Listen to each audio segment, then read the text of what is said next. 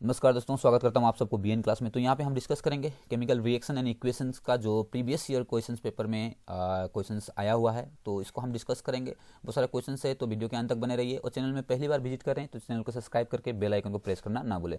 सो यहाँ पे पहला क्वेश्चन को लेते हैं। सबसे पहला क्वेश्चन है हमारे पास में, give an example for a combination reaction which is exothermic. So एक केमिकल इक्वेशंस का जो कॉम्बिनेशन रिएक्शन होगा उसका एग्जांपल देना है जो कि एक्सोथर्मिक है। ओके, कॉम्बिनेशन रिएक्शन होना चाहिए और एक्सोथर्मिक होना चाहिए, ये कंडीशन आपको दिया गया है। ठीक है, पहला वाला क्वेश्चन में। दूसरा क्वेश्चन है, identify the oxidising agent reducing agent in the following reaction. So यहाँ पे एक रिएक्शन दिया गया है, इसमें से ऑक्सीडाइजिंग एजेंट और रिड्यूसिंग एजेंट आपको बताना है। फिर तीसरा सी क्वेश्चन है, name the phenomenon due to which the taste and smell of a oily food changes when kept for a long time in open, suggest one method to prevent it. So तीन question यहाँ पे combine किया है। Third number question बोला है कि एक phenomenon का नाम बताना है जिसके कारण जो ऑयली फूड्स जो होते हैं बहुत दिन तक आप रख देते हैं तो सड़ जाता है, उसमें से खराब बदबू आना शुरू करता है, तो उसका फेनोमेनन बताना है और उसका सजेशन एक मेथड बताना है कि हम उसको कैसे प्रिवेंट कर सकते हैं। तो पहला क्वेश्चन लेते हैं, एग्जाम्पल कॉम्बिनेशन रिएक्शन और एक्सोथर्मिक। सो कॉम्बिनेशन रिएक्शन भी होना चाहिए और एक्सोथर्मिक भी होना चाहिए।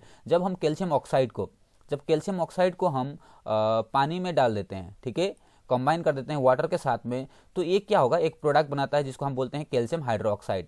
ठीक है, कैल्शियम ऑक्साइड को हम क्विक लाइम बोलते हैं और कैल्शियम हाइड्रोक्साइड को हम लोग स्लेग लाइम बोलते हैं। ठीक है, एक क्विक लाइम है, स्लेग लाइम। सो जब हम क्विक लाइम को वाटर में डाल देते हैं, पानी में डाल देते हैं, तो वो स्लेग लाइम बनता है और उसके साथ में बहुत ज़्यादा हीट निकल के आता है। ओके, हीट निकल के आता है। सो ये पहला वाला क्वेश्चन का क्या हुआ, कॉम्बिनेशन रिएक्शन भी हो गया, क्योंकि कैल्शियम ऑक्साइड और वाटर दोनों कंबाइन होकर क्या बन रहा है, कैल्शियम हाइड्रोक्साइड बना रहा है, स्लेग लाइम बना रहा है।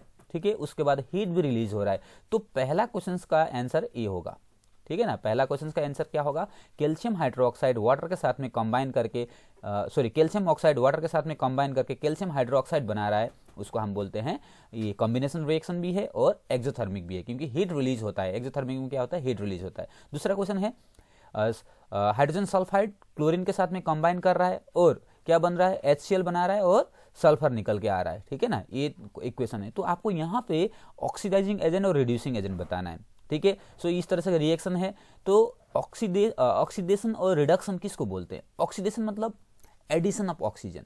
ओके, ऑक्सीडेशन का मतलब होता है ऑक्सीजन का जुड़ जाना और रिडक्शन का मतलब होता है हाइड्रोजन का जुड़ जाना। ठीक है ना, तो पहले यहाँ पे समझिए, H2S था, H2S से क्या हो गया, हाइड्रोजन निकल के ओनली S हो गया। तो यहाँ से क्या निकल गया, हाइड्रोजन तो निकल के चला गया, ये रिड्यूसिंग नहीं हो सकता है, तो क्या हो जाएगा, ये ऑक्सीडेशन हो गया। ठीक है, दूसरा क्लोरीन को क्या मिला, एक हाइड्रोजन मिला, तो ये हो गया रिडक्शन। ओके, अब कॉन्सेप्ट को थोड़ा सा समझिए। ऑक्सीडेशन जो होता है ना और रिडक्शन जो होता है उसका ऑपोजिट एजेंट होते हैं। ठीक है, अब ये Cl2 क्या हुआ, Cl2 हो गया था रिडक्शन। जो चीज रिडक्शन होता है वो होता है ऑक्सीडाइजिंग एजेंट। बस उसका ऑपोजिट आपको याद करना, ऑक्सीडाइजिंग एजेंट क्या होता है, जो चीज रिडक्शन होता है वही होता है ऑक्सीडाइजिंग एजेंट। अब देखिए यहाँ पे H2S क्या था, जो H2S जो था, देखिए H2S से क्या हो गया, हाइड्रोजन निकल के चला गया था। ओके, H2S से हाइड्रोजन निकल के चला गया था, तो इसका मतलब ये ऑक्सीडेशन हुआ था।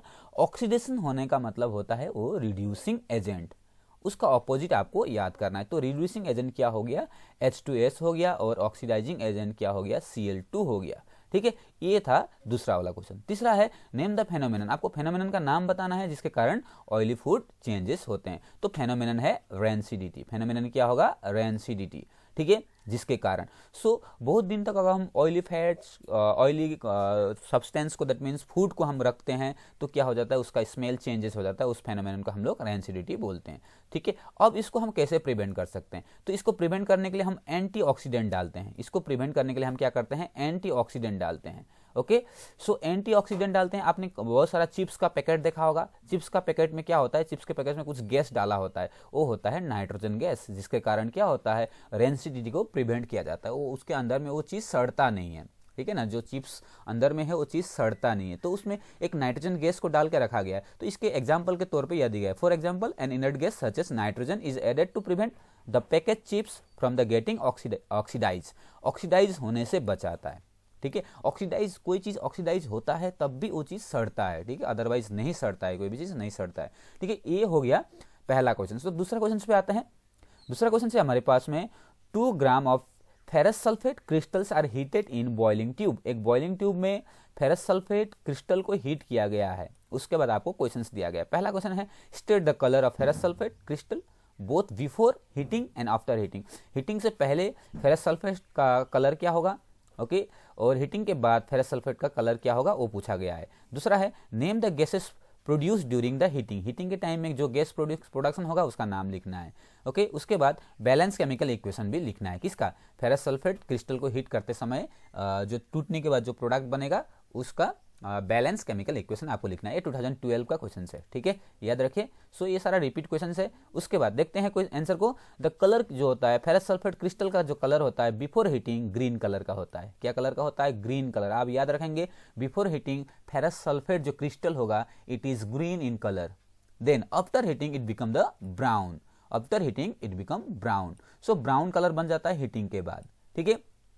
अब एक कलर क्यों चेंज होता है, कलर चेंज होने का कारण है फेरस सल्फेट को जब हम हीट करते हैं ये फेरिक ऑक्साइड में कन्वर्ट हो जाता है। क्या है, फेरस सल्फेट को हम जब हीट करते हैं तो फेरिक ऑक्साइड में कन्वर्ट होने के कारण इसका कलर चेंज हो जाता है। 2 नंबर क्वेश्चन पूछा है नेम द गैसेस। अब गैस क्या क्या प्रोडक्शन होता है, गैस प्रोडक्शन होता है sulphur dioxide and sulphur trioxide, okay. Sulphur dioxide और सल्फर ट्राइऑक्साइड गैस, 2 गैस इसमें से प्रोडक्शन होता है। सो अब बैलेंस केमिकल इक्वेशन लिखने के लिए बोला है। Balance chemical equation ferrous sulphate का फॉर्मूला होता है FeSO4, यहाँ 2 लिख दिया है बैलेंस करने के लिए, और हीट किया इसको, हीटिंग, ओके। यहाँ पे हीट करने के बाद क्या हुआ, फेरिक ऑक्साइड फॉर्मेशन हो रहा है Fe2O3 फेरिक ऑक्साइड फॉर्मेशन हो रहा है।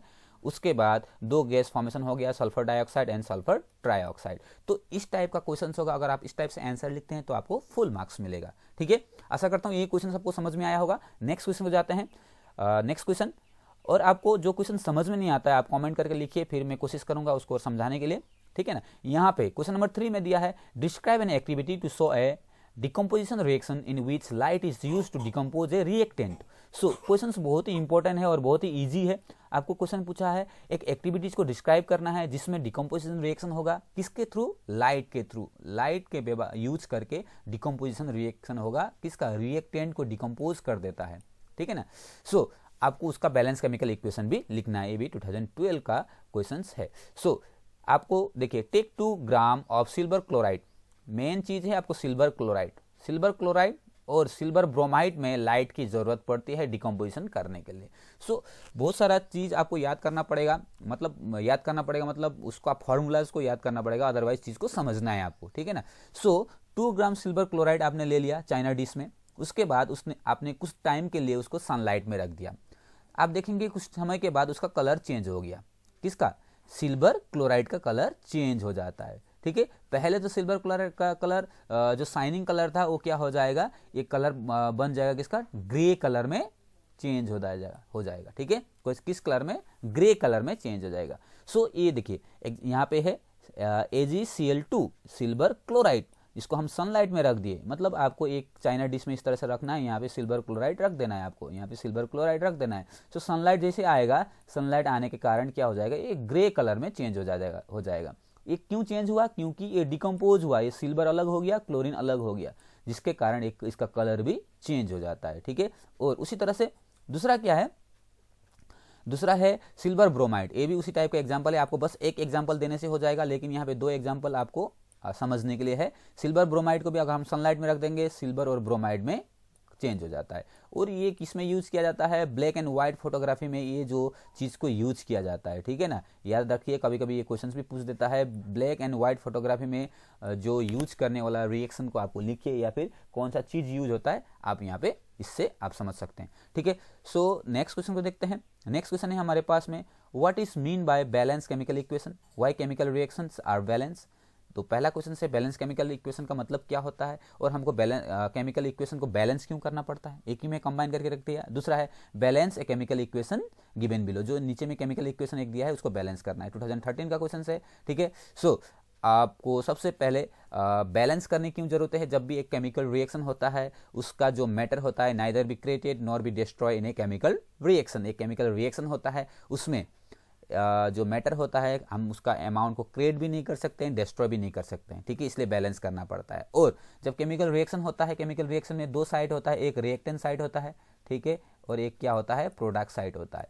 सो अमाउंट रिएक्टेंट साइड में आपने जितना अमाउंट डाला है प्रोडक्ट साइड में भी उतना ही अमाउंट होता है, इसलिए हम इसको बैलेंस करना पड़ता है। तो बैलेंस केमिकल इक्वेशन का मतलब क्या होता है, रिएक्टेंट साइड में और प्रोडक्ट साइड में जब दोनों साइड में इक्वल मटेरियल्स होते हैं या इक्वल चीज होते हैं तो अब उसको हम बोलते हैं बैलेंस है, ठीक है। और इसको क्यों बैलेंस करना पड़ता है, क्योंकि according to the law of conservation of mass, law of conservation of mass क्या बोलता है, matter can neither be created nor be destroy in a chemical reaction.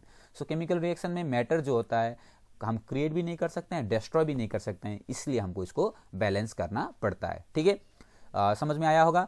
इसके बाद जो एक केमिकल इक्वेशन दिया, रिएक्शन दिया गया है, इसको हमको बैलेंस करना है, ठीक है। ये इस तरह से aluminium oxide, sodium hydroxide, sodium aluminium oxide जो है, उसके बाद वाटर जो है, इसको बैलेंस करने के लिए दिया है। सो बैलेंस करने के लिए आपको देखिए यहाँ पे ज़्यादा कुछ नहीं है, एल्यूमिनियम इधर में 2 है, यहाँ पे कितना है 1 एल्यूमिनियम है। सो इसके आगे में 2 लिख दिया है, सोडियम के आगे में 2 लिख दिया, ओके, यहाँ पे 2 हो गया।